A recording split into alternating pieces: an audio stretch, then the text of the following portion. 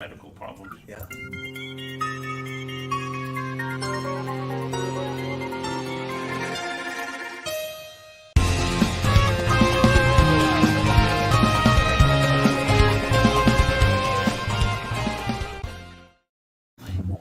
All right, welcome to Captain's Quarters Podcast. Poured myself a rum, and you'll see I've got somebody sitting here in the chair with me. Oh, wait a minute. I see Davey's already laughing at me because I wasn't paying attention. You can't see me. It's an invisible show tonight. Hold on a minute. Let's find out where that little button is to switch everything back. No wonder they were saying they could see me changing clothes. Yeah, laugh all that you want. The captain's hilarious, isn't he? Go ahead, Davey. That's the time you want to put that little pop-up there on the screen. What is it? Oh, there was already something already up. It was already something up there. All right, you can see I've got a guest here, ladies and gentlemen, and you are here for Captain's Quarters Podcast. And my guest tonight, we're going to allow him to sit in the chair to keep me straight. And this is Sheriff Robert Hardwick. Good evening. Hi. Good evening, everybody. We're glad to have you here. Thank so you we for give having me on. give a quick toast to our crew out there saying, hey, thank you very much for everybody being here. I can see all kinds of people on the screen there. Cheers to all. See, that's rum for me. We'll be honest, the sheriff is being a good young man and drinking Coke. But I am drinking rum. But it'll be the only one because I don't want to get pulled over in my own show for being under the influence. So, welcome aboard. Well, thank you for having me on tonight, Captain. And I'm excited about this podcast, and there's a lot of good information I think we're going to share tonight. I hope we do. I've been looking forward to this. We've been talking about it now for, 3 or 4 months at least. Yeah, probably longer than that. But you're a busy man, and the sheriff of the county is always going to be busy, but I'm glad you were able to make time tonight to be here. We're going to do a couple of the things that we normally do on the show to start with. One of them is to tell everybody, how do you find us? Captain's Quarters Podcast on YouTube. Get that QR code, go on there, hit the like button, hit the share button, and be a part of our crew. We want every one of you to be a part of the crew, being a part of what we do every week. We're growing constantly. We're getting 17,000 views a week, and I don't even know what our numbers of supporters are right now, but we'll know that at the end of the show because Davey always has something to tell us on that one. But join our crew. Hit the like, hit the support, hit the little bell. You'll get all kinds of messages letting you know it's time for Captain's Quarters Podcast. So there you go. And speaking of bells, the first segment of every show we do, sponsored by Riker's Entertainers, or reenactors in fact, is 8 Bells. And that's sponsored by the reenactors of the Riker family. So ladies and gentlemen, what do we have, Mr. Longwood? Look at that. Harry Lorraine. You always find a magician. I met him when I was a young man. Harry Lorraine was a fantastic magician. He did a lot of mental work, too. Memory specialist. And he passed away just this past April 7th. He was born in 1926. He made some great starring shots on Johnny Carson and his book, the Memory Book. I have a copy of it in my collection up here somewhere. It was one of the best-selling books on card magic. So Harry Lorraine has passed on. The next one, Wilmer Cable Butler, born in 1921, passed away in 2023. Now, Davey's always trying to catch me on some of these because I don't know who this one is, actually. But I bet if we look, an American cinematographer who is known for his work on The Conversation, 1974, Jaws, 1975, and 3 Rocky sequels. There you go. That tells you who he is. Butler also completed One Flew Over the Cuckoo's Nest in 1975 as Haskell Wexler was fired from the production and was subsequently nominated for an Academy Award for that movie. That's pretty good. Are those the only 2, Davey? Oh, he's got 2 more. Craig Breedlove, an American professional race car driver, 1937 to 2023, and he was the first person in history to reach the 500-mile-per-hour mark and 600-mile-per-hour mark. Wow, that's some top speed. That's amazing. Using several turbojet-powered vehicles, all named Spirit of America. Very good. And John Regan, an American musician, songwriter, and producer and bassist. He is notable for having been a member of ex-Kiss guitarist Ace Frehley's band, the Comets, from 84 to 90, and recorded with Peter Frampton from 79 to 2011. He also recorded with John Waite, the Rolling Stones, Stephen Stills, Dave Edmunds, Robin Trower, Scandal, Billy Idol, who's coming to St. Augustine soon, by the way, and David Bowie. Wow. And David Lee Roth. He was 71. My wife just asked me if I wanted to go to Billy Idol concert, and I said I didn't even know he was still alive. Me either. Yeah. All right. So, is that the 4? That's it. That is the 4. Well, Davey, let's give our respects. 8 bells.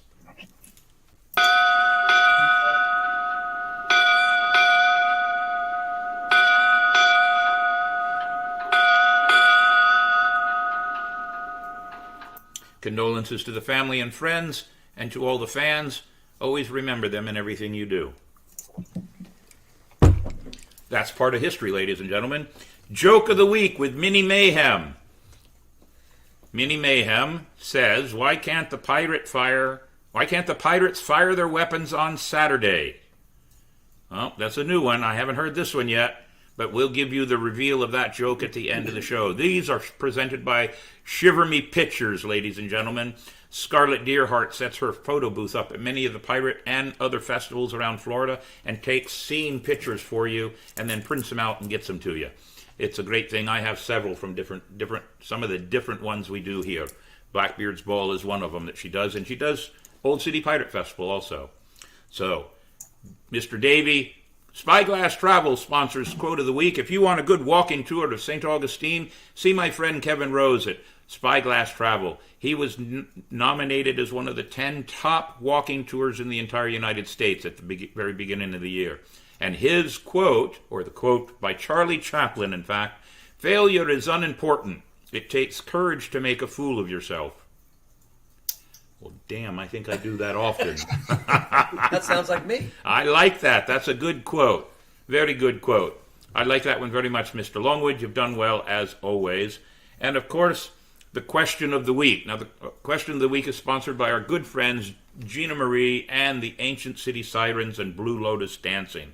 So when you were out at you were at the Seafood Festival. Yeah. You saw the girls dancing. That's Gina Marie and her crew, and they are part of our show. So here's it's a long question, so let me do it slowly. When you're out driving and you see a cop pull up behind you, do you stress out about your speed, your insurance, your registration, your cell phone visible, or do you just cruise along knowing you're doing just right? My heart jumps every time. Me too. I bet. So I just thought that would be a fun question. We'll see what some of the people say when we do our review of all the questions later on and the answers coming in. On that note, let's do a quick one on the crew, the St. Augustine Swashbucklers. What is our adventures, Mr. Davey? Crew adventures. What is our There adventures? it is. Oh, sponsors. Yep, that's the sponsors. What is our adventures? That's the guests on the horizon. I'll get it eventually. Did we? See, we're all nervous. The sheriff's here. We have to be good. It's all relax. Relax. Oh, man. Did you not give me the... Aye, it's in the old ones. Don't worry about it, Mr. Davey. There it is. May 13th. A Pirates-only tour of the museum. If you want to take that, it'll be at about 5:30 in the afternoon on a Saturday. And after the tour, I invite everybody to join me over in the Colonial Quarter for a spot of rum. I'm actually planning on doing 4 of those. 1 in May, 1 in June, 1 in July, and 1 in August. If they go over well, then it'll become a regular thing. Midsummer Night's Dream, June 17th. Still working on that one. We may be working something out with the Elks Lodge over there because they have a pirate crew now, and they'd like to team up with us. Talk Like a Pirate Day, September 18th. We know that Talk Like a Pirate Day is actually September 19th, so our show that Monday night is going to have for guests, we hope, it's in the works now, Slappy and Chumbucket. They're the ones that created this entire thing 20 years ago. Tom Mason wrote a special song for it back then. He's in Nashville, Tennessee. Slappy and Chumbucket are on the West Coast. And Rusty Cutlass, the other band that we always use, down in Orlando at Disney World. Everybody's going to be on the show together that night to celebrate Talk Like a Pirate Day. Plus, I'll probably have quite a few pirates in here drinking up my rum. As long as they bring some extra to replenish, I'm good with it.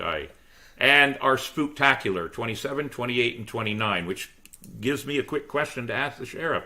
You guys did a Halloween thing too, didn't you? We did a Halloween thing actually inside the old jail, the St. Johns County Jail, which is where Martin Luther King was actually housed back in 1964. So we did it there as a not-for-profit, raising money for our associations, and had a unreal turnout. And did you do it? How many nights did you do it on? We did it for, I think it was actually 2 weekends, like a Friday, Saturday for 2 weekends in a row. Well, we're going to run our event on the Friday, Saturday, Sunday, right before Halloween. Halloween, yeah. And we use a Colonial Quarter. We spread out the whole Which thing. I think is another great place too. It is. It's wonderful, Yeah. and we had such fun doing it. And the powers that be that own the place, the Croces and Cindy Stavely, Yeah. they've already said, let's do it again. And we're planning on quite a few things. We had live mermaids. The ship that's on the Colonial Quarter grounds. Yes, sir. We had like 19 pirate skeletons all over that Did ship. you really? Oh yeah, it was great. What we did do though, we went too long at nighttime. So instead of going, we should have shut it down earlier because our actors were Yes. exhausted. Well, because of noise ordinances down on you're St. good. George 10 Street. o'clock. Yeah, it's 10 Yeah, 10 o'clock. o'clock, So yeah. we start shutting down at 9:30, Even better. and it makes it easier. I think we're going to back up even like maybe 8 o'clock this year. It was just too much on our actors. So let's do this. Yeah. Let's do a cross promotion this year coming up. Okay. Anybody that comes to our event, they got our wristband or whatever yeah. we use. They come to Okay. your event, they get a discount to go into your event, and vice versa. I think it'd be huge. Yeah, I think that's easy. And we can advertise that. Yep, that's easy. Where does your charity money go? Ours goes back to the association for our mounted patrol, for our canines, things that the taxpayers' dollars can't pay for. And then we also put it back into PAL and some other, things like we do in West Augustine. We did an Easter egg hunt last Friday for the kids in West Augustine. We put it right back into the community events. Ours goes in two directions. St. Augustine Youth Services. Okay. Which is a good one. Like it says. And the fire department now has an explorers program like the sheriff's department sure does. do. Yep. And they helped us last year with setup and building and security. And in fact, I still have their check because we haven't been able to work getting to them. And we gave them a donation for their help. I think that's and great. we're planning on having them do it again. Yep. And the money they're using that we're helping them with gets them to their they do every 6 months some kind of a fire Olympics. Okay, yep. And we help them take care of that. Yeah, I think that's great. And they send 10 to 15 of their cadets there. So, and I can't tell you how nice it is to work with 14, 15, 16, 17-year-olds that are adults. I have to agree with you. I mean, they're already adults. Yep. They're already acting right. All I had to do was tell them, this is what I want you to do. This is what I need you to do. I gave them radios and not a problem. Good kids. Good kids. Good kids. Good Good kids. homes and the right thing. It gives you.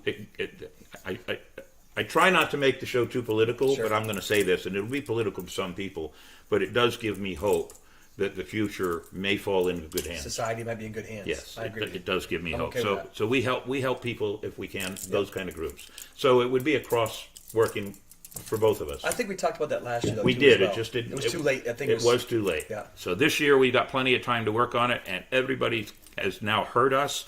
We have now said so. So we don't even have to do a handshake. It's just on film. It's proof, and my staff is listening. So, Sheriff, you said, and I can actually show them because Davey and I sat here the other night and did some thinking and figuring out. And we now have actually figured out how I can show people. They're in the dark over there. Go ahead and wave a little bit. I'm still working on lighting over there. Are they sleeping? They may be sleeping. Somebody's snoring over there, and it's either them or the dog. It's Max. It's Max. There you go. So we're working on that one there. That's Rogues Gallery, ladies and gentlemen. So anytime we do a show and we have people that want to come and be a part of the show and just sit, they can sit and be a part of Rogues Gallery. I could turn another light on, but it shows such a big blare of light it doesn't work very well. So we'll work on that for another time. So that's Crew Adventures. The only Crew Adventure. Oh, there he is. That's our newest camera person. He's the one holding the camera over there. That's Juan Camera Estar. I'm not going to tell anybody what it means. You guys think about it for a bit, and let's see if anybody comes up with it. Because I did some thinking about it, and I think it's kind of cool. What do you think, Mandy Joe? I know that you're muted over there. Just shake your head yes. There you go. Very good. All right. So the only other crew adventure we want to talk about is our good friends, the Seawolf Privateers down in Palm Coast in Flagler County. They're doing their event on May 6th. It's at the Palm Coast Community Center, and it's Carrabba's Italian Grill is supporting them, and it's a Pirates Monopoly game. I like that. And the money, the Seawolf, they specifically help foster children in the entire county of Flagler. and we go down there. Our crew goes down there and helps them out, and they come up and help us with our events. Yep. So there are a few of the crews, this crew and the crew of the 829, which is the crew out of the Elks Club. Okay. We're all working together. And some of the other crews are coming around too. I'll give good kudos out to Ancient City Privateers. They're one of the older, longer crews in the city, and they've got a new captain, and they want to start doing some things together too. So I hope it really works well. So this is a great event. My birthday is on May 7th. I'm staying out at the St. Augustine Beach. As many of you know, I do the Jolly Fat Man at Christmas time, and part of my deal with the Hilton out there is a 3-day, 2-night stay as part of my pay, which I can use anytime I want. So Jason Kern, who's the big GM out there at the embassy, he's a phenomenal man. He's a great guy. Yeah, great guy. And I about 2 weeks ago, I said, look, my birthday's on a weekend. I know this might be wrong to ask for it because normally it's weekday. And he sent me back a message, said, I'll make it happen. You can have a weekend if you want. Yeah. So Saturday, we're going to go and help the other pirate crew. And on Sunday, I'm going to be sitting at the swimming pool all day and having them bring me drinks and bring me food, and I'm just going to sit there and enjoy my 65th birthday. If you're not patrolling or doing anything, come by and have a Coke. Is that Mother's Day weekend? No. Mother's Day weekend is the next weekend. I was going to try to get out of something. Never mind. Yeah, it might have been a good excuse. I'll tell you a funny story about the people out there at the embassy. They're so wonderful. Yeah. The first year that we stayed out there, my wife and I stayed out there, I had to come back to the house and do some early morning stuff on the computer and catch up on some things real quick. So her and a couple of girlfriends went out on the beach, and they're laying out on the beach that morning, and one of the pool attendants came over and went, "Are you Mrs. Claus?" And Carrie, my wife, goes, "Yeah. We've been instructed that Santa has an entire pavilion to sit at the pool if you'd like to come up and sit." And so Mrs. Claus was. So, I love it. So last year we used her birthday for it, and they were so nice. They had stuff waiting in the room for her when we got there. It's the one thing I truly like about becoming what I've become here. Sure. Yeah. And it's got to be the same with being the sheriff. You're noted, you're known, and people are good to you. Yep. They're not good to you because of who you are. They're good to you because of what you do. What you do. Yeah. I agree. And you can tell the difference, and it's really nice. So which is what you're doing too. It's the people at the embassy. I brag on them all the time. I try to remember their names. Yeah. And that's what it's all about in this city. It's first class customer service there. It really is. And we're nothing but first class in this town. I agree. That's how we survive. Yes. Sure. Yeah. I mean, there are times where I'll muffle myself and say, "Man, don't ever let me say I hate tourists," because you can't. Sure. Because sometimes they do get on your nerves. I agree. But once in a while, you realize it's the bread and butter of this city. It is. It pays the bills. It does pay the bills. Yeah, but also gives you a chance to, showcase what we are privileged to live. Right. Yeah. We're living in without it sounding too hokey and braggy, we're living in the greatest city in the United States because everything started here. It did. Everything in the history of this country started here. So that is all of what we have, except now, this is normally where I would actually introduce our guest, but he's been sitting here all along. And this is the sheriff of St. Johns County. And he just told me you're the 28th sheriff. I am, yes, sir.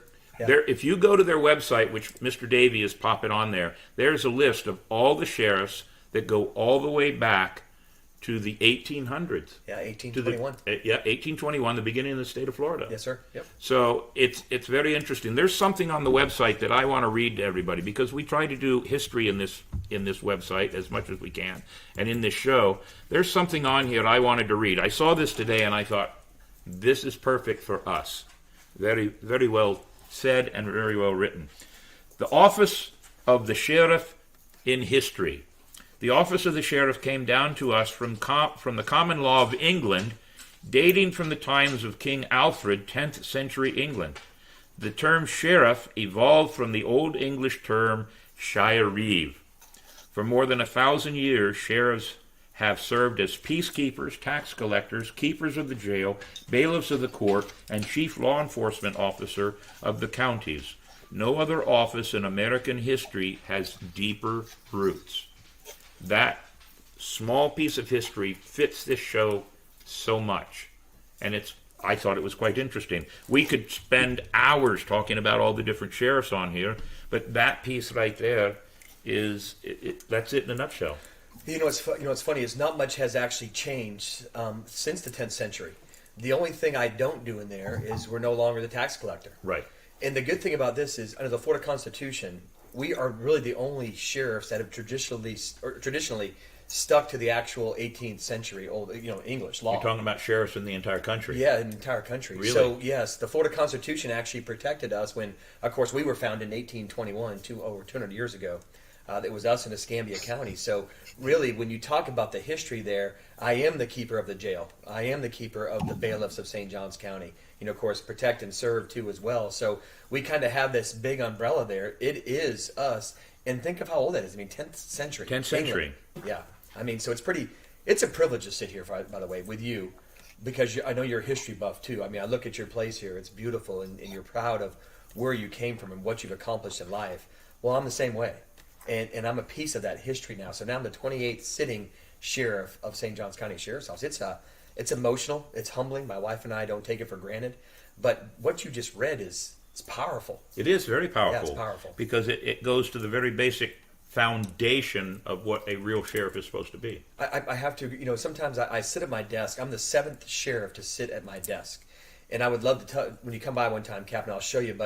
And what we did was we put the engraved, on there for every sheriff that sat there before me. And I thought, as the sheriff came in, it's like, you know what? I'm a different type of leader. I need a new office. I need a new desk. It's a new leadership. But then I'm like, you know what? There's been a lot of good and bad that's sat at that desk. But think of the decisions that have been made from that desk, right? Over the years. 7 sheriffs, So there's a lot of history in our agency. So what's the term of sheriff in the as far as time frame? You're the sheriff till another election, correct? Yeah. So I run every 4 years. However, that's not across the entire state of Florida. So there's 67 counties, as some of you may know, in the state of Florida, but there's only 66 sheriffs here. The 67th sheriff to be in 2024 is actually the director of Miami Metro-Dade. So we all run for office except for him, or right now it's him, which is Freddie Ramirez. So again, we fall into the Florida Constitution. If you look at the Florida Constitution for Sheriff's Department or Sheriff's Office, you'll see we're regulated on, we have to use, of course you'll see on our badge, we have to use the great state seal of Florida. We have to use certain colors on our cars. We have to wear certain color uniforms. But there's 3 sheriffs that get away with not wearing those. One is our sheriff to the north, which is T.K. Waters. T.K. Waters, even though he's an elected sheriff, he is under the Jacksonville Police Department. So he's under the charter of the city of Jacksonville. So just a lot of really good history when you talk about the sheriffs. The other sheriff that just recently changed was Sheriff Mike Chitwood, which is the sheriff of Volusia County, Daytona Beach area, for some of you, the listeners that aren't from this area, but that's Daytona Beach. His charter was, he basically was a sheriff, but he answered to the county commission. And that was the way the charter was actually written. And it was changed just 4 years ago. So since you brought that up, who do you answer to? It's funny you say that. Sometimes I answer to my wife, and she's over there watching in the other room over there. She's listening. On a serious note, that's funny you say that. The governor, as we've seen over the last few years, does have the power to remove the sheriff under the Florida Constitution. He removed Darrell Daniels. If you remember, that was the sheriff over in Clay County. He was removed after he was arrested on a criminal act. There was a sheriff removed down in Broward County after the Parkland incident, where 17 people were murdered and 17 were wounded, of course, in Marjorie Stoneman Douglas. So he was removed by the governor. So technically, I answer to the people that put me in this chair, which is, in this uniform, is the taxpayers and the people that voted for me here in St. Johns County. So, and I use this as story time for children when we talk about pirates. The captain of the ship responsible for the will of the ones that make the decisions, because everything's voted on. Yep. You're responsible for the will of the county by the people. Yes, sir. Because of the vote. Sure. But the governor is still your boss. It is kind of quasi my boss. Right. He simply would police me, per se. If I committed some type of unethical act or moral character violation, he would be the one that ultimately couldn't remove me from office. But it's very the people of St. Johns County would remove me from office. I mean, they really would, because I can be indicted like anybody else. I can be arrested like anybody else. So with that being said, again, I've only seen the governor step in really 2 times, and it was pretty recent with our current governor, Ron DeSantis. Didn't he just, over the last year, didn't he just remove a district attorney also? He did, down in Hillsborough County, Yep. near Tampa, I believe, too. Yeah. Because that one was a political thing that was going on, that DA didn't want Yep. to do Sure. his job. Yep. Unfortunately, with the captain of the pirate ship, not as much politics as the sheriff, the captain of St. Johns County, because I got all those politics in my backyard. Yeah. You have that pirate ship, it's a little more private, a little more, truly leading. But here you have to, of course, appease a lot of people that aren't on the ship with you. That's true. And that's why I've been a better pirate than I would have been in the Navy. Now, True. so that brings me to another thought. Now, you were in the military. I retired in 2018. I started right out of high school in active duty military. I served up in Fort Bragg, North Carolina, did a stint overseas in Operation Desert Storm, and then came back home, and I ended my contract. I married my beautiful wife, Kendall, 32 years ago, and we had our first child at Fort Bragg. Actually, it was called Operation Desert Stork. You can figure that out. The paratroopers were all from 82nd Airborne. We were deployed for almost 9 months. We came home, and 9 months later, there was a bunch of kids on Fort Bragg. I bet there were. So I came back home. My wife and I and my oldest son, Cole, moved back home here to Florida. And I know I wanted to get into something paramilitary. So law enforcement where I wanted to go. And so I came back home, but I stayed in the Florida National Guard. And, foolish of me, I got in, got out. I did my contract, get back out. And then finally, after my last combat tour in 2003 and 2004, I came home a different person. And I lost some soldiers in combat, and there was blood on my hands, per se. And I knew it was time to end my contract. And I got out with 14 years, I think, at the time. Idiot mistake. Fast forward, a few years go by, and a wise friend of mine told me, get back in and serve your country, because you're going to need those benefits for you and your wife when you retire. So sure enough, I actually I got back in. General Don Tyre helped me get back in, and then I became a drill instructor. Basically, I wore a black hat, not like yours, but it was a black hat, and I was an instructor at the Officer Smokey Candidate Bear School. hat, weren't they? No, actually, it's a black hat, almost like a patrol cap, but it's black and it's okay. very rigid, and those are called black hats. And I finished my career with 25 years of total time in 2018, and it was a phenomenal. The best thing ever happened to me was serving my country, of course. So let me throw something at you. Please. That one of the reasons I like history, and one of the reasons I believe that history is the way it is. Mm-hmm. And you made a comment, and I'm not going to bring the comment up to be disrespectful of No, what you said, but you said when you only did a certain amount of time in the military, and then you said idiot move. It's not, because had you done something different, you might not actually be sitting in this chair. True statement. Everything happens. I hate the phrase "everything happens for a reason." I have to agree with you, though. But It's true. you whatever you do, because I was in the military. I was in the Air Force. I was in the OSI, I remember you talked about that. and I got out at 15 years and 9 months. Yep. And there was no retirement. There was a buyout plan. I remember the buyout, 15-year buyouts. George Bush Sr. was That was wanting Bush. to pare the military down. Yep. And I had gone to Desert Storm 1. And I come back, and this true opinion, and I was living in Vegas at the time because I was stationed at Area 51 when they brought me back. Yep. And I was like, the United States government is going to turn our military into a world police force, and I don't know that I want to be a part of that. Sure. And that's exactly what they've done. Yep. I mean, I had buddies that stayed in. I could have stayed in. I would also say, idiot move on my part, because I do not have a retirement check, because I got a crap load of money to get out. But I do have VA benefits. Yep. I am taken care of. In fact, I just went and had physicals and have met other things going on, so Sure. I'm taken care of. Yeah. So there's only two things that I regret from not Yep. going the whole time. The first one is the retirement check would be kind of nice when Sure. pirating's not going so well. I agree with you. The other one, there is a certain camaraderie that you have with the people that you're in the military with that you can't find with I anybody agree. else. You can't buy it either. You can't buy it. No. And then that camaraderie does come around when you run into other people who also serve time and they know too. So Sure. so there's you could be, for example, you and I. The minute we both find out that we're both military, there's a certain other connection there that just makes it stronger. Instantly, sure. Absolutely. But I'm gonna say the same thing you said to me and not be disrespectful. But when you showed us around your house when we came in today, if you would have saw how proud you were, the things on the wall that you showed us that you've accomplished in life. So if you would have did 1 more year, 5 more years, I wouldn't have. None of this would have happened. none of this would have happened. None of it. You and I wouldn't be sitting here talking. Wouldn't be sitting here at all. So and that's actually how I made the decision to get out. It wasn't. I jokingly say, the World Police Force Sure. line. Here's what I really used. 2 things. My dad gave me a piece of advice. When you wake up in the morning and you dread going to work, it's time to change. I have to agree with you. The other was that I was on the precipice of what I thought I was going to become a fairly strong comedian and magician. Yeah. If I didn't do that and stayed in the military and then went to my retirement check, I would always look back and go, what if? Yeah. Regrets. Yeah. So I made the choice. I can look back and say, well, if I had stayed in, this is what I have. But since I did what I did, I have all this. Right, by far. So that's how I look at it now. But this is my thing. It's happiness is in the eye of the beholder, right? True. If you look in the mirror and say the things of your life that you did, look at your home, and those were things that made you happy. You served your country, whether it was 1 year or 45 years.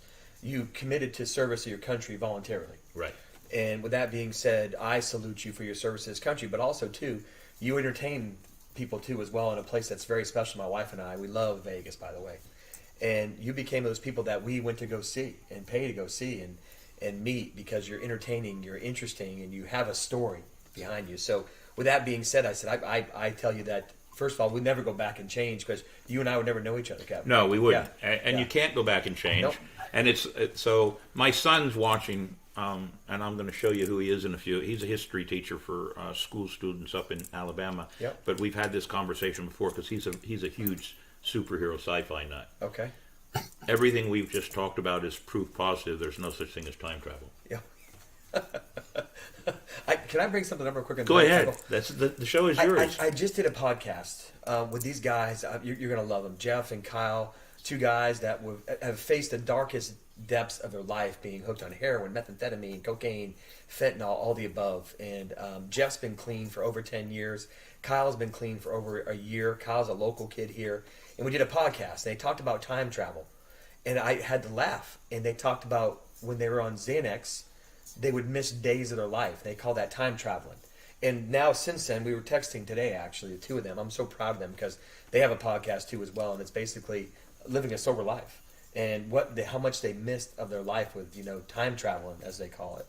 So I look here, I sit here with you today, and I haven't missed much of my life. I've lived it to the fullest. I've been blessed with a beautiful woman in my life that puts up with this thing they call the Sheriff of St. Johns County.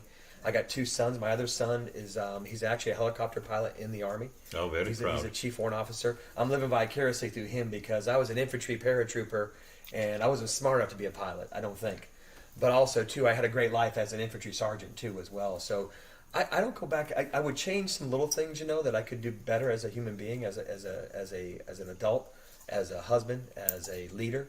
But I wouldn't go back and change where I've been in life. Major changes wouldn't result in anything that brings you where you're at. No way. Have to agree with you. Yeah. So you, as the sheriff, you've implemented a new program with the sheriff's department. That's the horses, the horse riders. We have. And you're proud of that one. I am proud, Captain, and this is something that, when, let's just think back 2 or 3 years ago, maybe 4 years ago, even 5 years ago, that we were battling with our own society as law enforcement because of the mistakes we made. And people are instantly quick to throw stones in law enforcement. If you make a mistake in, Alabama, it directly reflects everybody else that wears this uniform in the beautiful county of St. Johns County. So we were having a hard time recruit. Who wanted to wear this uniform? The public was turning an eye to us.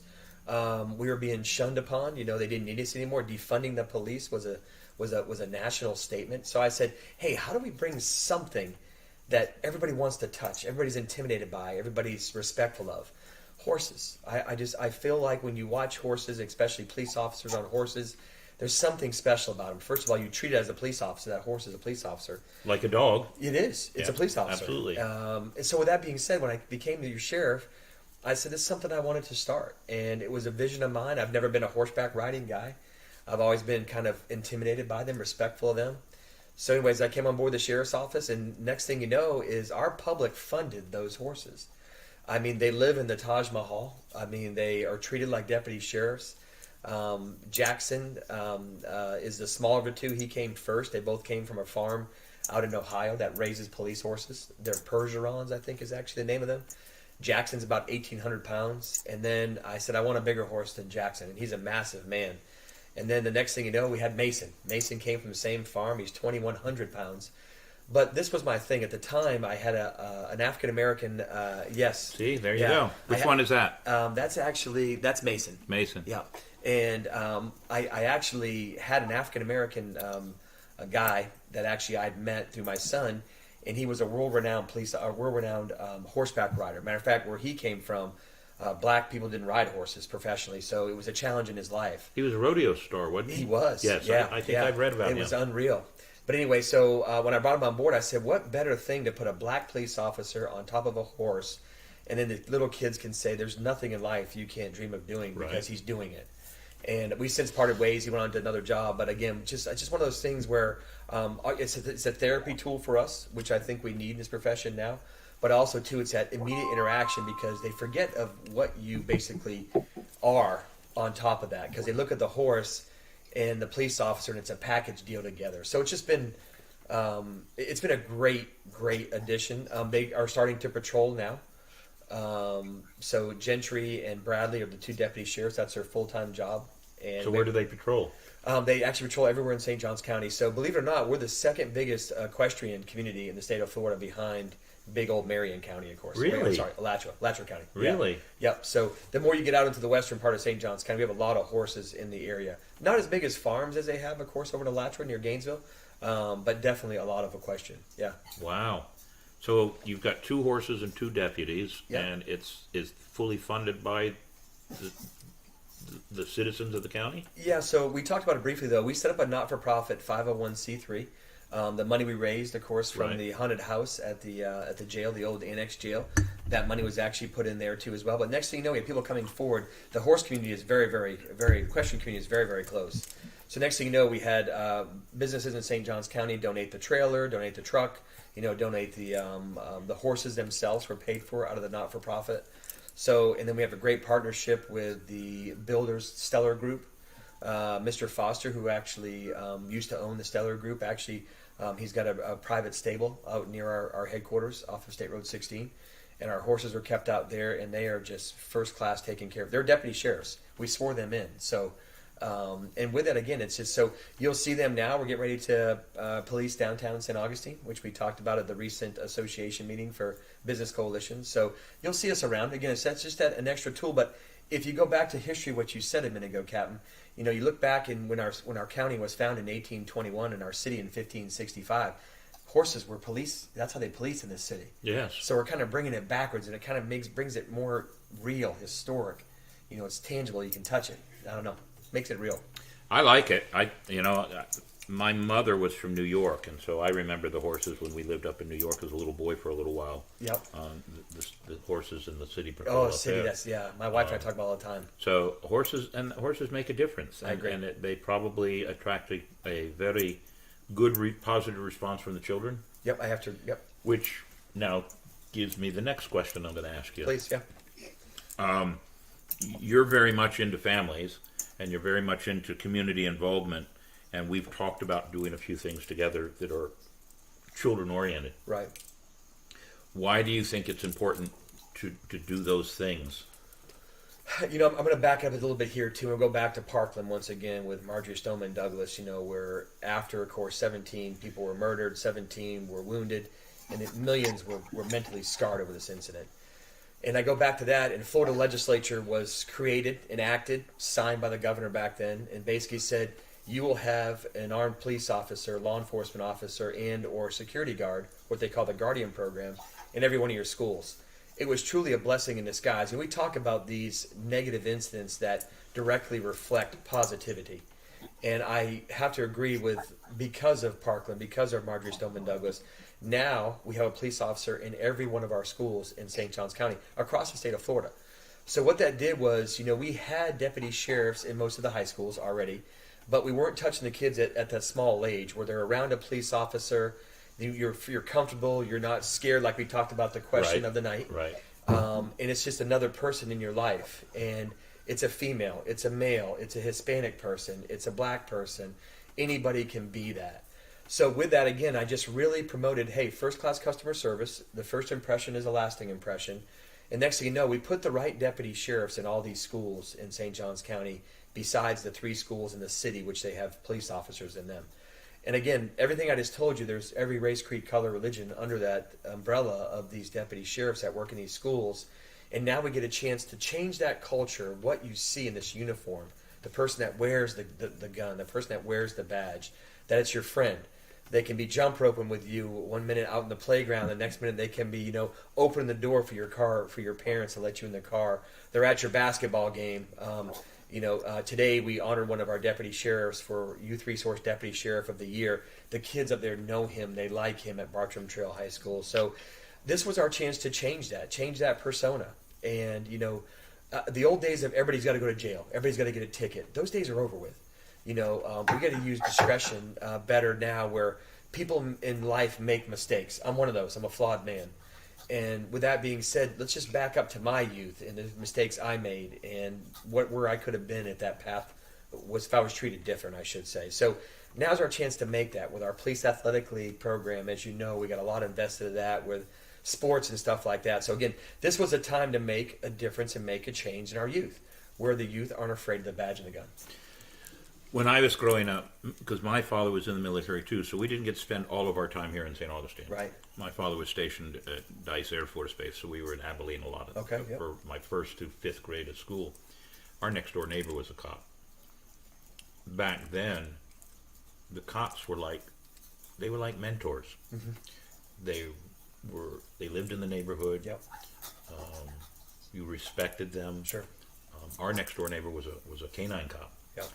And we played with that dog until his uniform went on. His uniform went on, that dog would not. He knows when to go to work. He knows when to go to work. Yeah. And so I'll tell you a stupid story about me.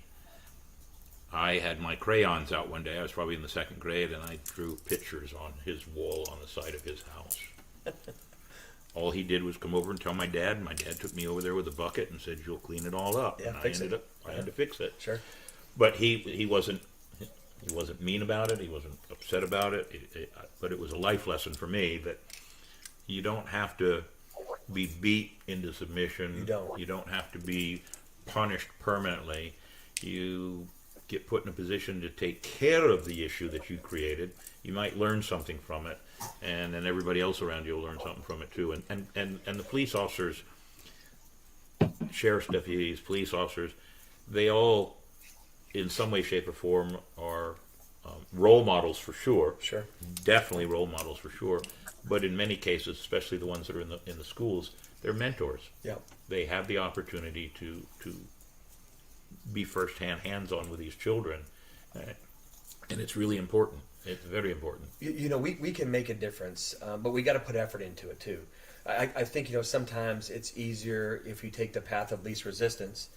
However, I challenge my people saying, hey, get out of your car and shoot some hoops. And next thing you know, pictures start coming in where our deputy sheriffs are just human beings that happen to wear a uniform and carry a gun for their job. So next thing you know, things start changing in our community, and we start seeing a different bit of respect, and I spend a lot of time, and my wife will tell you this, and my staff will tell you this, with mentoring young kids, because I feel like I didn't have that at my age. I was trying to figure it out. I got arrested when I was 18 years old for possession of alcohol by a minor. And my road I was going on the same road all the friends I was hanging around with were doing the same exact thing. And I didn't have that person to sit me down and say, hey, these are your options in life and you get out of here. Luckily, by the grace of God, a judge gave me, Judge Watson was a judge here in town for a long time, and sentenced me basically to mowing lawns and said, join the military. And that's what I did. So I feel like let's regress a little bit. I'm going to do this, by the way. We're going to do some type of, I hate to use the word juvenile, but let's just say youthful offenders, basically, here in St. Johns County that have made mistakes. I'm really big into the juvenile civil citation program, which doesn't get you in the rap sheet started as a young male or female. Listen, we all made mistakes, and we live life, but living life now in school and living life when you and I went to school, it's a big difference. It is a difference. And these kids, the peer pressure is so, it's real. It's in their face. It's every day. It's not just girls and boys.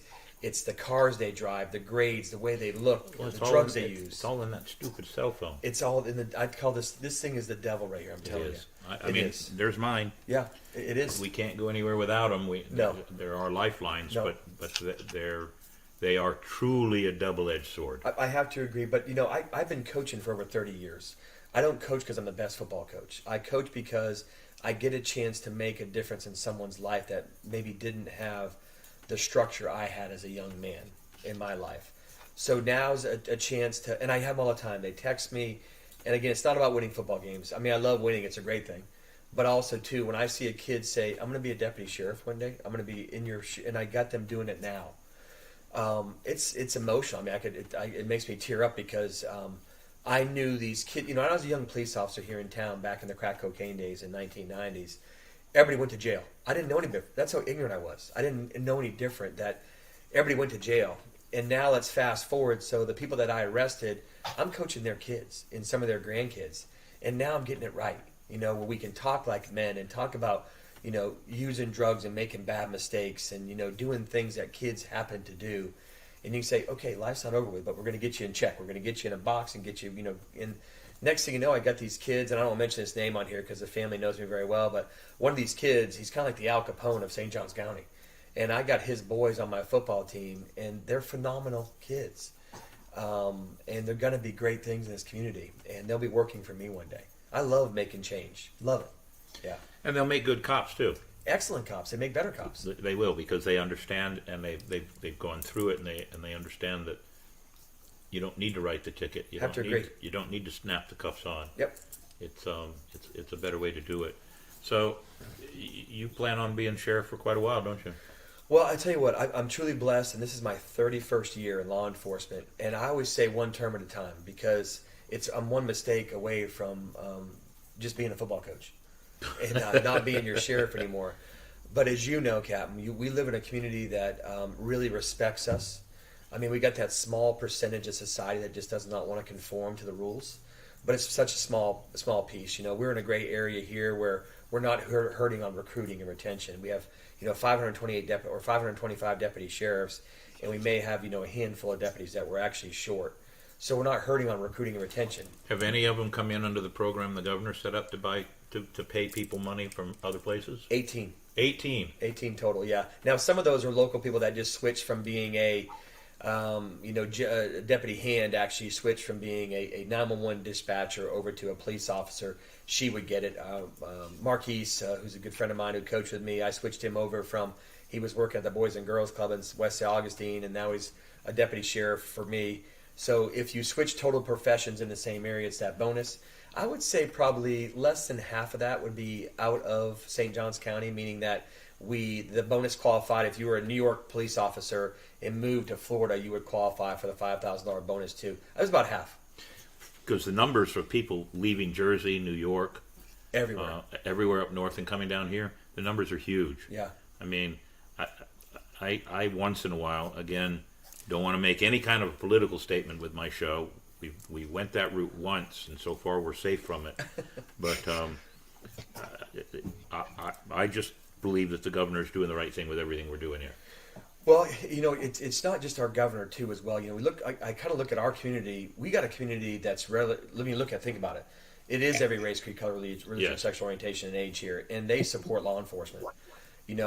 So we're in a little bit of a bubble here too as well. But you know this too, Cap. You drive over that 312 bridge and you get to see our beautiful 42 miles of beaches. I mean, the ospreys are on the. It's a little bit of Oz land here. If you've never been to St. Augustine, I recommend you come here. But we're living in a place, where it's just there's so much history, but there's so many good things happening on that are current events too as well. So I think you know this. I'm a very aggressive sheriff. I don't tolerate crime in this county.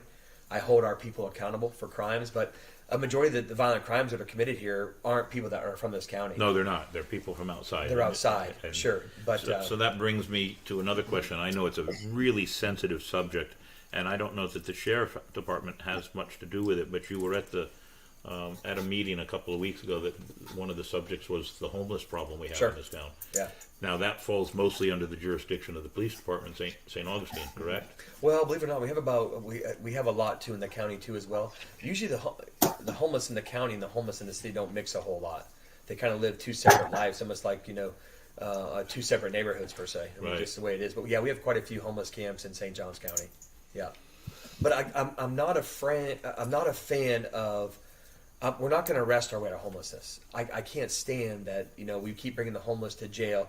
Listen, some of it's a lifestyle that they will tell you that they're choosing to live. Right. And then some have been put in a bad predicament where they had to live that lifestyle to survive. So we are going to help the ones that want help, and the ones that don't want help, I can only do so much for them. So we have a very robust program called the Reentry Program. I started up when I became your sheriff with Director Tara Wilds, who's a 41-year veteran of corrections up in Jacksonville, which is up to the north of us here.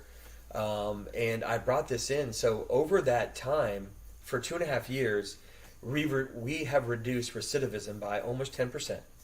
And my stupid saying is, and you can take it for what it's worth, but when you come in my jail, I'm going to make you into something then you better than what you came in as. Well, I can't turn you back out to society and just say it's a revolving door. Let's help you when you have a mental health crisis. Let's help you when you have a substance abuse. I mean, I've been in your shoes. I've made mistakes. Let's help you get back on your feet. There's that small percentage of the heinous crimes that have to go through society and pay their penance properly. And that's out of my hands. But 90%, I mean, my wife and I walk our jail all the time inside of our jail. It's clean. You can eat off the floors in there. It's quiet. It's respectful for the most part. But I take my wife in our jail because I've either coached these people, I grew up with these people, or there's simply people that are made a mistake in life. And I'm going to help you get back on your feet. We're helping them get jobs. We're the only jail that we know of in the United States that has a Department of Highway Safety and Motor Vehicles station in there. So when you leave, we're going to help you get your driver's license. We're going to help you get at least a Florida ID card so you can get a job. We're going to help you find your VA benefits. We're going to link you up with Operation New Hope, which is a prison system that actually helps people that are actually coming out. And then let's just say you came here on vacation, or you came here and made a mistake and you end up in jail. You have nothing. I believe if you're in my jail for 72 hours, you're going to lose probably your significant other. You're going to lose your job, and you're probably going to lose your house. So I got a brand new program we're going to initiate pretty soon here to kind of get you back on your feet, get you back into society going, okay, clean it up, tighten it up. You got court coming soon, but you still have your wife, you still have your job, and you still have your home. Well, help is what most of these people need. There's just a lot of them that don't want it. I agree with you. And I had a good friend, and he chose to be homeless. I didn't know much about him. And this was 8-9 years ago. I didn't know a lot about him, but he would sit outside in Artillery Alley right there by the Pirate Museum, and he'd play his harmonica, and he'd collect. All he collected was enough money to buy him a pack of cigarettes and lunch. That's it. And then he'd be gone. He'd be done. Yeah. That's all he wanted. And he, I don't remember how long ago it was, but over a pack of cigarettes, he was stomped to death by another homeless guy over in one of the camps. Yeah. And after he died, we found out that he didn't need to be that way. He was from a family that had money up in Jacksonville. The man had written 2 science fiction books crazy. that were published. It was crazy. It was something, and it was a terrible loss. And I actually felt guilty that I didn't know much more about the man other than we would have conversations all the time. So it was really a shame. You look at St. George Street. Where I grew up on that street as a child. Going down there when it used to be cobblestone, used to be brick street. When I was a little boy going to CPS, Cathedral Parish School down there, and I don't remember seeing the homeless as a child. Right. And fast forward now, if you haven't been to our beautiful city, there's just homeless people sleeping around everywhere. Park benches on the sides of the street. It hurts my heart. First of all, to see people in those deep, dark valleys. But again, some don't want help. But the other thing, too, as well, we don't want to be a San Francisco. We don't want to be a city where next thing you know, there's the encampments everywhere, and we lose the richness of the 1565, the nation's oldest city. And then we lose the 1821, the state's oldest county. We lose all that. You lose the Castillo de San Marcos, which is so powerful and important to me and my wife and my family. You lose all that. So I think, here, we as a community got to step up and do something, which I think we're doing. and I'm kind of leading this charge, with John Regan, but he is leaving the city manager downtown. Right. But we got to do something. I'm not the guy that's going to sit back and go, well, you know what, you're on your own. No one's going to help you. Let's try to help the people that want help.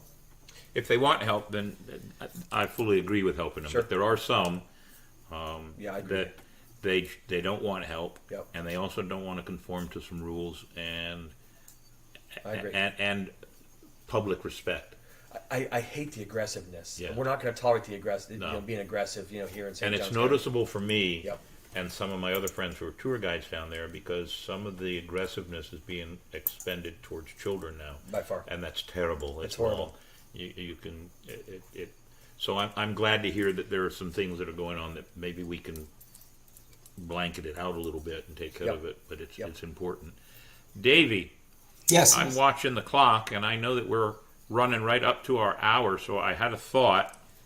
Why don't we do this instead of... I don't need to do mail call tonight. I don't want to worry about that. But I was thinking, why don't we do nautical history, which is next on the list anyway.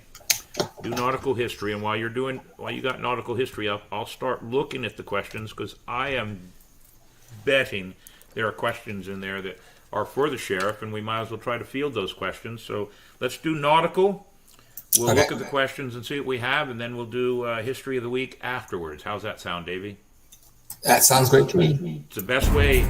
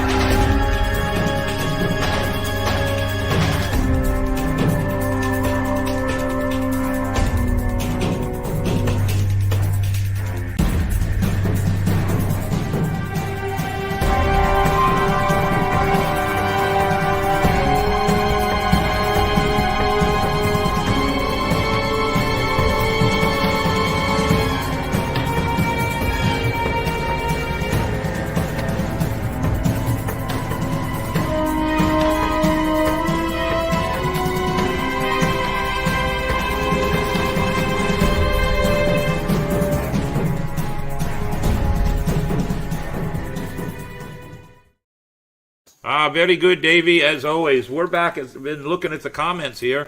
I'm going to go all the way back to the beginning, and we're going to pop a few of them out here. Let's see. Hellfire Henley, what in the hell is harbor water from the Port of Boston? What is that, a beverage? Harbor water is unsweet tea. Oh, is it really? Mm-hmm. It's a funny little name I came up with. I've learned something new, and that's what Yankees call unsweet tea. I like it. Harbor water. Aye, very good. Let's see. So I see somebody new here, unless I've made a mistake here. Interactive Academy of Performing Arts. Welcome aboard. We appreciate you being there. I see a few Facebook users. Are they people we know or new ones there? I believe they were, Captain. Good, good. We like that. I saw another one here. Oh, Zachary Harker from Michigan. His anxiety jumps. I could be doing nothing wrong, even more so when I'm on my motorcycle. Yep, I can agree with you there. Real treasure hunters, great to see you on board, ladies and gentlemen. The treasure hunters are coming back up to St. Augustine in a couple of weeks. 2 weekends, I believe, to hang out with us for a bit. And we're going to be helping them with some video over in the Pirate Museum, we hope. Utah Pirates, they got a great rum in Utah. I've actually had 2 bottles of it. I'm going to ask for more. And think about this. Rum in Utah? Really? Guess what they call it? Brigham rum. I like that one. I love how everyone slows way down below the speed limit when there is a radar in the median. It creates more problems when they get scared. Completely agree. Yeah. Nothing you can do about that one. Makes it worse. It makes it worse. Kevin Rose, film. Yes, I am showing my age. Thank you very much. I appreciate the shout out on that. Shiver Me Pictures is going to be set up at a fundraiser benefiting colon cancer this coming Saturday in Iverness. Oh, very good. It's a pirate-themed casino night, raising booty to save the booties. Good one. I like that one. Very good. Nightingale in Florida. Ahoy from New Orleans. Forgot about the time change. Nightingale in Florida is one of our female pirates in our swashbuckler crew, and she's also a nurse. But she's over in New Orleans now. Very good. Very good. Let's see who else is on here. Christina Kaplan, we appreciate you being here. Kevin Rose said like Nottingham. Yep. Oh, just like Nottingham. Just exactly like Nottingham. And I'm Robin Hood. Very cool history. Thank you for that, Facebook user. We appreciate it when people are paying attention to what we're doing. Thanks for your service, Sheriff. It's a privilege. Thank you. That would be Athena. Very good, very good. Let's see. Nightingale is... You're trying to date me. I was actually there in 1989. Left in 93. Her husband is a pilot now for a private company doing certain bits and pieces of stuff over in the Middle East now. Yep. He never really can tell us where he's at. We actually, somewhere in this room, there's a pirate flag that he took on board and flew the flag on a mission with him. Really? So we have a pirate flag that flew over there. You are the coolest sheriff I think I've heard of in years. Uh-huh. Well, you guys want to go and get the saw to cut the door open bigger now? I'm just real. Keep it real. I am not nuts. Mom had me tested. That's my son. Yeah, I wouldn't trust those tests. Let's see what else we have here. Ransom Mayhem is my brother. He's over in Panama City. So there's a Ransom Mayhem, and Will the Historian, when he's here, he goes by Will Mayhem. He's actually going to be here in June for a family reunion with the woman he married. Yeah. They're coming to St. Augustine. He told me the choice was St. Augustine and some other place in Florida, and he pushed for St. Augustine. Really? So he'll be here the 5th of June that week. Yep. And D-Day is June 6th, and he loves talking about World War II history. So he's going to sit in that chair, and we're going to talk about World War II history. Love it. So he did the same with me. Henry Yamada and his wife Kimberly are watching us. They're from the West Coast, and I'm going to brag about Henry. Henry is one of the Oriental pirates that you'll see in all the Pirates of the Caribbean movies. Really? Yes. And he's going to be on our show this summer. He was at our house, at our old house, in February when they were here visiting, and he took my tour of the Pirate Museum, and if I remember right, he loved my Pirate Museum tour. So it's nice to have you here, Henry and Kimberly. Nice to have you here. We have people from all over watching us now. Saw that, yeah. This is really I'm pleased. I really am pleased. There's Jim. See, there we go. Dudley Garrett. Yep, had a posse. It's correct. Yeah. Jim used to be a. Do you recognize his name? One more time. Pull back up again. Put that back up there real quick so we see his name. Jim, you were a law enforcement officer, if I remember right. Remind me of what was it? Police or sheriff's deputy?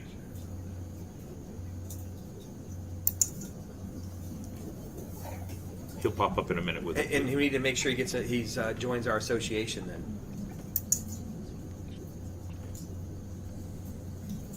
Tommy Ford is the sheriff over there. Oh, we love Tommy Ford. He's an old Jacksonville resident. We go way back, Tommy Ford and I. So my brother in Panama City is like pretty much the same thing that I am here, but he's in Panama City doing it. Okay. And we go over and help him with an event over there. Every October they do a big pirate festival over at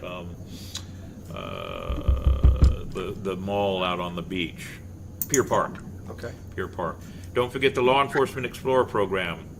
They did and do tons of work in community projects, and those young people may well go on to become officers. I know of very many that did. Yep, our son was an Explorer, actually. Yeah. So, yeah, we're big Explorer fans. And before the show, we were talking, the fire department now has an Explorer-type program, a cadet program. And in fact, the new chief of the fire department. Yeah, Scott Boulder. Yeah, we're trying to get him on the show like you. He's a great guy. I mean, he wants to do it, but his time is like yours. He is. It's a busy time. So... and that's one of the purposes of our show. We want to talk about things that are going on. I want to have people that are in the show that are part of the city. We talk about history. We have history bits, but we want to, because even the people outside of St. Augustine, if they see what kind of a community they are, it'll drive them to come here and visit. And that's what we're here for, is to do everything we can to make people understand that St. Augustine is a great place to be, great place to look. So we got a lot of comments. A lot of comments. We do. Some of them are just, sometimes I notice that they're talking amongst themselves. Oh, I got you. Okay. And not, last week they were making fun of me for something I don't remember. Something about pineapples, but I don't remember now. I'm getting old, I don't remember. Let's see. Mandy, Joe, and Henley are the ones responsible sometimes for that. Okay. What's that?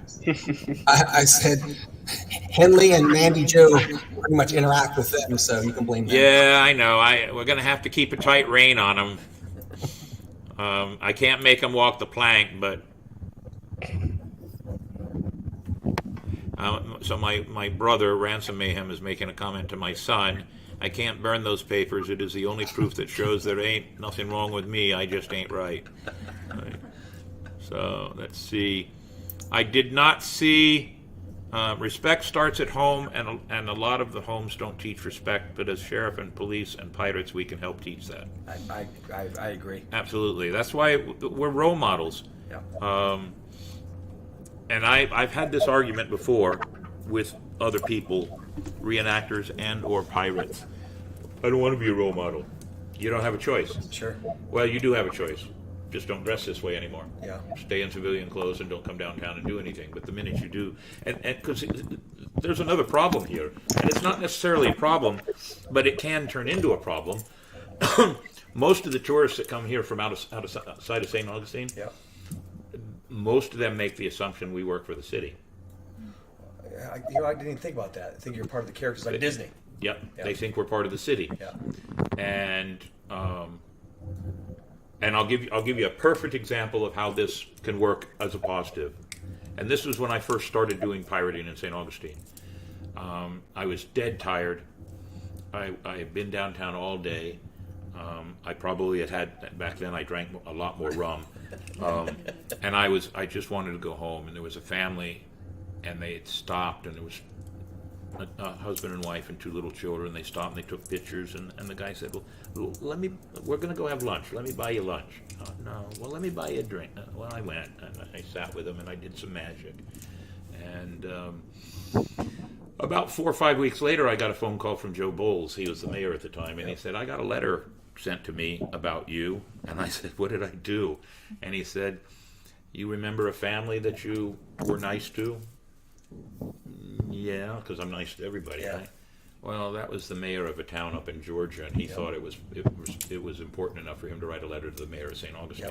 So I had to go into the city council and be recognized and everything. So you do not know. You never know who you're talking to. And anybody that says, "Hey, do you know who I am?" And I'm sure that your deputies get this all the time. Do you know who I am? Yeah. When I was my last 6 years in Vegas, when I had problems getting real work as a comedian magician, I fell back on my military security work, and I became head of security of a casino out there. Okay.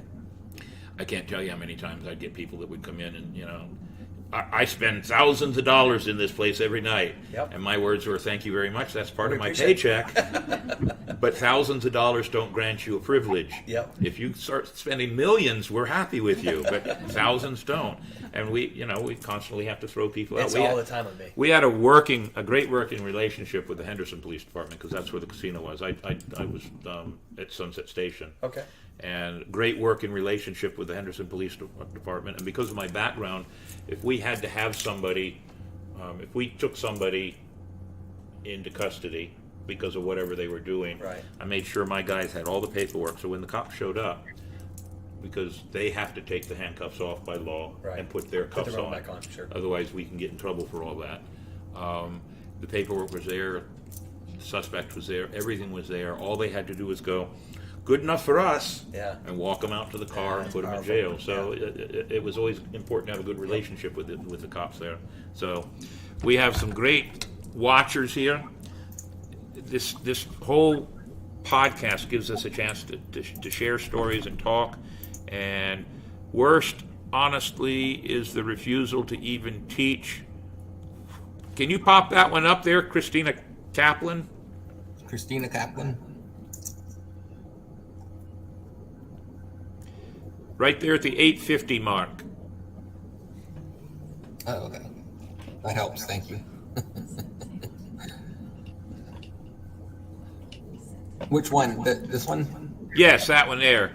Worst, honestly, is the refusal to even teach. The faces that change when you educate a teen and they say, I never thought about it like that, breaks my heart, but makes me happy, I help somehow. I agree. All right, very good point. Very good point.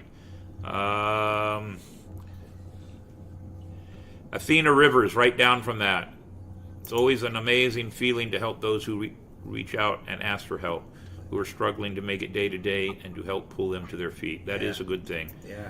We're so quick to throw stones. Now, my son, Will the Historian, the one right under that, I have saying in my classroom when I have a student starts arguing back when I've asked them follow class rules, I say, this is a yes sir moment. Don't turn it into a principal's office moment.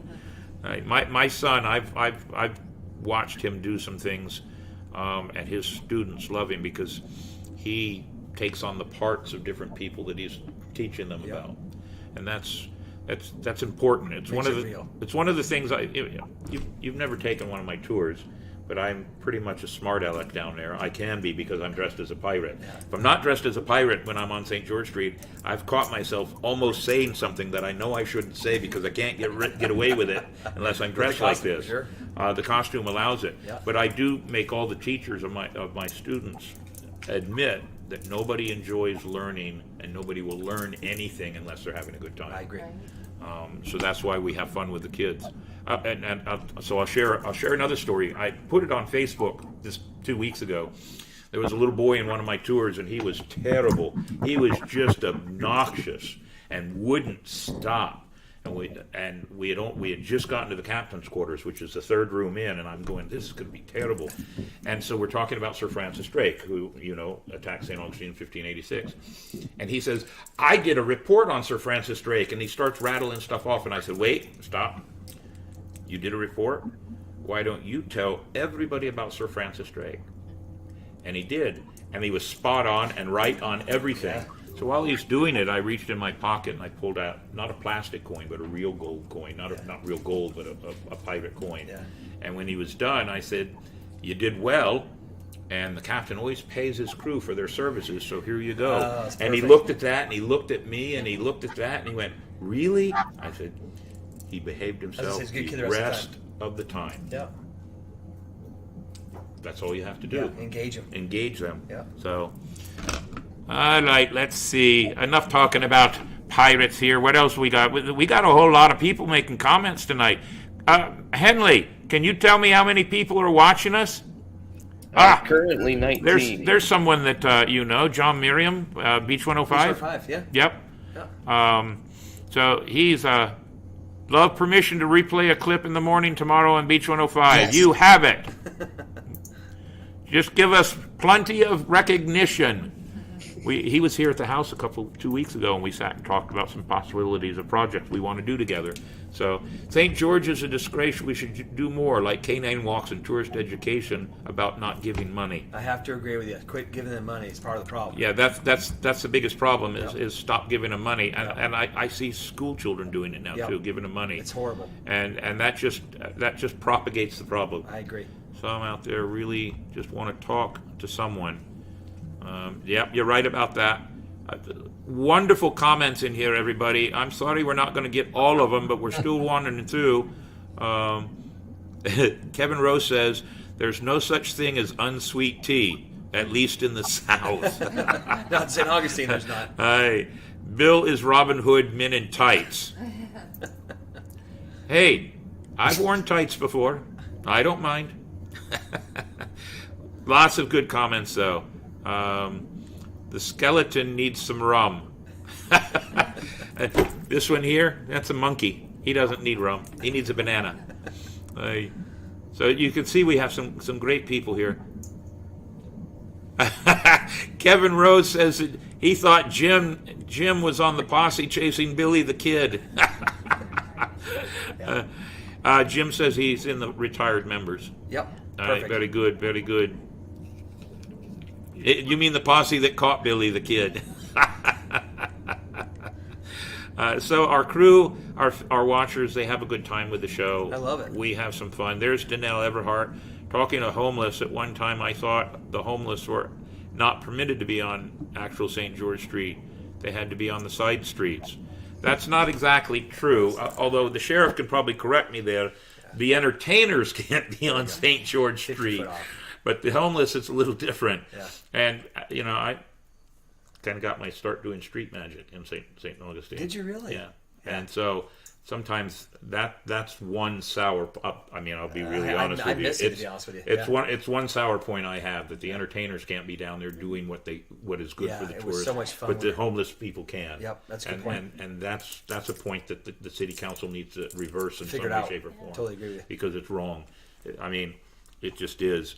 But let's see. I see Gunnar Henley made a shot making pirate pizza pie. Okay.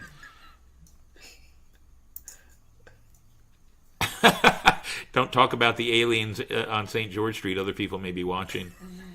Dudley used to give out special deputy cards. Basically said they were citizens. Okay. I'm not aware of that program. Are you, Sheriff? No. Oh, okay. Harker says 99 bananas. We're not going to sing any songs either.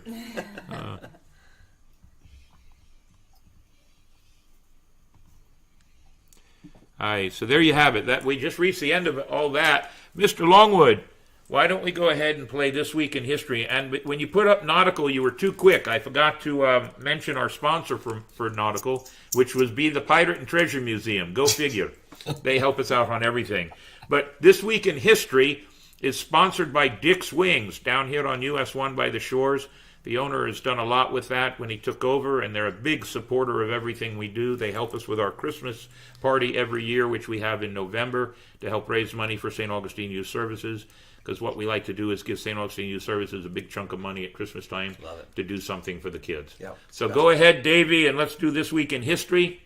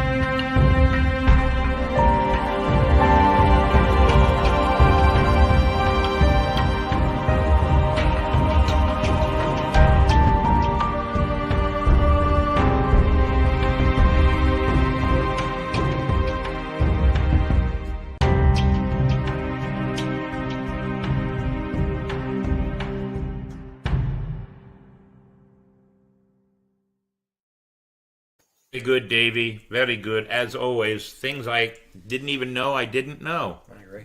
It makes me feel bad. I'm going to have to start studying harder. So, we've done a last-minute check of the messages. New on the horizon. Can you show us that one, Davey? Let's see who's up here that's coming up to us here. So, in May, next weekend on the 17th, is Adam Morrow, and I'll be going up to his event in North Carolina, April 29th. He has a birthday party, and he gives all the money to charity. So there are pirates from all over the eastern coast coming for that event. We'll be camping out for the whole weekend, Friday and Saturday. Seawolf Privateers on the 24th. We'll be talking about their Monopoly charity event for May 6th. Gina Newman will be coming in and talking about World Belly Dance Day. Steve Wetzel, he is a pirate and stage sword choreographer and has worked with television shows. He was going to watch tonight, but he was in rehearsal for a theater play that he was working with. T.A. Burrows, this is a very special friend of mine. When him and I both got out of the military back in the 90s, we toured the military bases in Nevada, New Mexico, California, Utah, doing comedy clubs at the Officers Club and the NCO clubs, and it was a lot of fun. We're hoping to get Henry Yamato there on May 22nd. Memorial Day, don't know what we'll do yet. 27th, William McCrae, my son, History of D-Day. Joe Hughes, who lives down in Flagler, was a comedian out in California, and him and I have done a few things together. We're getting him on board. You can see we got a whole lot of blank spaces there. Let's fill them in. Ron Brown in August, National Rum Day. Can't be a pirate without knowing that, right? John Miriam, he's going to be coming on the show. You know him. And that week is National Radio Broadcasters Day, so we're going to talk about that. And then we'll do the history of Talk Like a Pirate Day, the anniversary show. If you're a captain or an organizer, or you have an event or a group, a crew, or an organization, and you want some time on the show, send us a message. We'll put you on the show. We'll talk about you. We'll let you sit in the chair, and you can be one of our guests. We want to help anybody that wants to here in the community. The offer is always open to you, Sheriff, if you want to do anything else. I know that there's a couple of kid events that are coming up. There is, absolutely. And if you're involved in them or you want, we will be talking about them. I know there's one in June or July out at the fairgrounds. But then the Ancient City Kids Day is in October. And we've helped them out. And you're at that one too. Well. So Yes, I'm going to try to get them on board here so we can talk about their event. So you can see we're very, very busy. Let's see. Joke of the week, the reveal. Why can't the pirates fire their weapons on Saturday? I do not know, but go ahead and tell us. They only can on Sunday. That's awesome. So you can see on the back wall behind Mr. Davey there's Minnie Mayhem hanging up there. Minnie Mayhem is actually a marionette that, believe it or not, has some resemblance to Captain Mayhem. Okay. So we actually are going to start having Minnie Mayhem tell the jokes in his own voice soon. I love it. We're working on that right now. So he'll be telling the jokes. A new change to the show. How about our thank you video to everybody that's a part of the show? That's next on the lineup. Give us a thank you video so everybody can see how... Is that the next thing? What's that? Let's see. Making sure we didn't forget anything. Oh, No, yeah, we didn't forget anything this video time. is next. See what happens when I don't drink rum?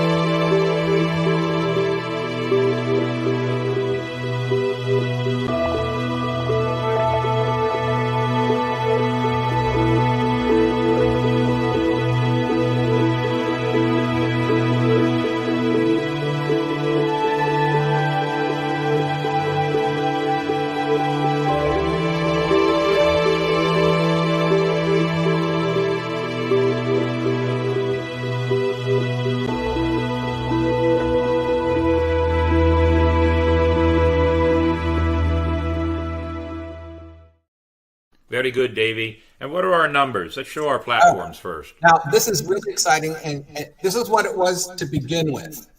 But once the sheriff went on, because I just checked it, we're at 645 subscribers. You're kidding. We jumped up 50 subscribers because of the sheriff? Yes, sir. You'll be back next week. I can get more entertaining. I was very light tonight. Very good. Wow. Very good. Well, there's how our views are, how we're doing things, what's going on. Some of our top videos are doing well. Yeah. And the Charles Vane video by Mr. Henley there, I've only seen it once, but we're going to have to post it up again. Show our platforms, Mr. Longwood. That's how you can watch us. Oh, okay, gotcha. YouTube, Spotify, and Instagram for visual effects. You can watch us. Stitcher, iHeart, CastBox, Apple Podcast, and Amazon Music for listening to us. 8 different programs that you can watch, or platforms that you can watch us at any time you want. Once the show is done here in just a few minutes, it'll go straight to YouTube and start downloading on all those other channels. So, watch us. There are the QR codes for any way you want to watch us. You can find those QR codes on our Facebook website also. On that note, ladies and gentlemen, as I always say, when we have a guest, the time always goes longer. Do you have something you... I do. As you know, I'm a military person, as you are, serving our country. This is a coin I actually designed. It's called a community partnership coin. And you, my friend, are doing exactly what needs to be done is community partnerships. Forming them, preaching the good word out there, entertaining our tourists so they keep coming back. But so just a small token of my appreciation. I want to coin you and say thank you, my friend. Well, very Appreciate much. Thank you very much. And I have something for you. We always like to see. I'm going to put this up on the shelf up there. These are some of the awards that I've received over the past couple of months for being such a great tour guide, I guess. I love it. This is gorgeous. I love this. This is going to go up on the wall, ladies and gentlemen. We always like to reward our guests, and we have a different kind of a coin. Being from Vegas, I like poker chips. Oh, I love it. So it's got our logo on one side, and it's got, you're about to hear our sign-off, but you get a key.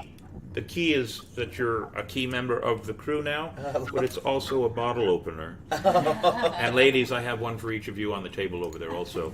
But that, plus one other thing I have for you. Now, I know you're not a drinker, but you can use this however you like. These are very special. This is actually a very personal and private shot glass just for you. And there's the bag to keep it in. I appreciate it, my friend. If you ever go back to drinking a little bit, drink a little bit. My wife's here. This is never going to happen. All right, well, you can still put orange juice in it. Absolutely. There you go. I Very drank it good. enough in the military to last a lifetime. Yeah, I went through some of that when I was in Korea. Yep, absolutely.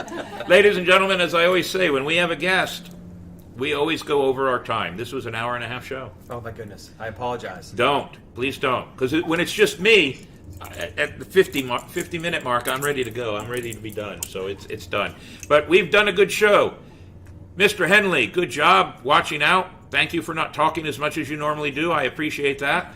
Sometimes we can't get a word in edgewise because of him.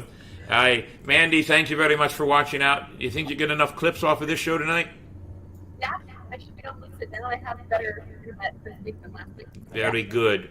And Mr. Longwood, as always, you've done a great job navigating us through the waves of everything on this show. It's been a great show, but it's now time to sign off.